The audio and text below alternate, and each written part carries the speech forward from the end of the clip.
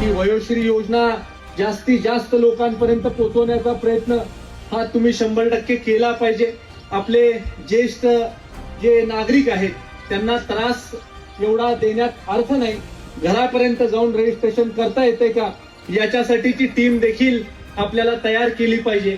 आणि online registration घरी जाऊन त्या व्यक्तीचं करण्याच्या बाबतीमधलं काम हे तुम्ही टीम लावून करा आणि सगळ्यांचं रजिस्ट्रेशन करून त्यांना ते योजनेमध्ये समावेश कसा होईल याच्यासाठीचा प्रयत्न तुम्ही करावा.